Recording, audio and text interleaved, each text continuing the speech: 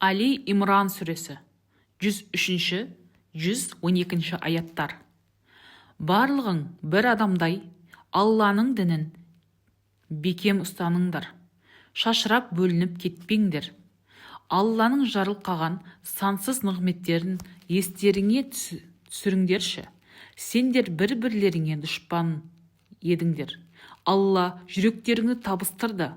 Оның нығметін арқасында бір-бірлеріңе бауыр болдыңдар. Жалыны шарпыған оттың шыңырауына құлауға сәл қалғанда Алла сендерді құтқарды. Алла сендерге өз аяттарын осылай баяндайды. Мүмкін тура жолға түсесіңдер. Сендердің араларындағы бір топтарың халықты жақсылыққа шақырып, жамандықтан сақтандыру ісімен айналыссын.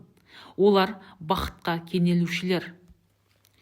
Өздеріне анық дәлелдер келгеннен кейін бір-бірімен келіспей, пікір таласқа түсіп кеткен яһудилер мен насаралардың жұрты сияқты болмаңдар, оларға ауыр азап бар.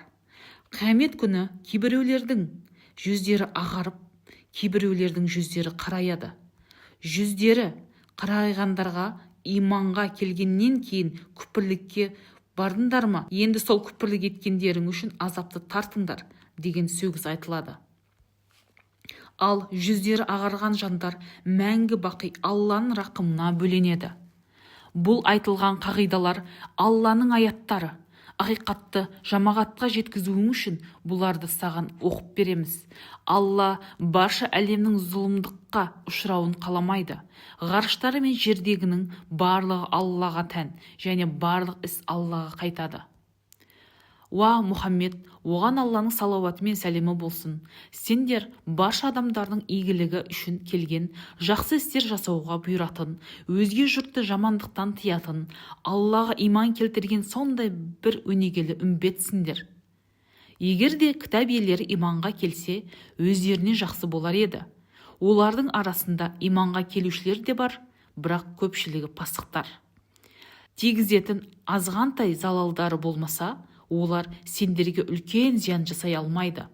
Егер де сендерге қарсы майдан ашса, артынша өздері теріс айналып қашатын болады. Содан соң олар ешкімнен жәрдем ала алмайды. Алланың қамқорлығы мен адамдардың көмегіне иек артпаса, қай жерде жүрсе де олар қорлықтан бас көтермейді. Алланың қаһарына ілігіп кедейлікке ұшырайды. Өйткені олар Алланың аяттарына қарсы келіп, күпірлік етіп, ешқандай хақысы болмаса да, пайғамбарларды нақақтан-нақақ өлтірген болатын. Сондай дұшпандық жасап, арқылы күнәға батқандар үшін ол пақырлардың көретін күндері осы.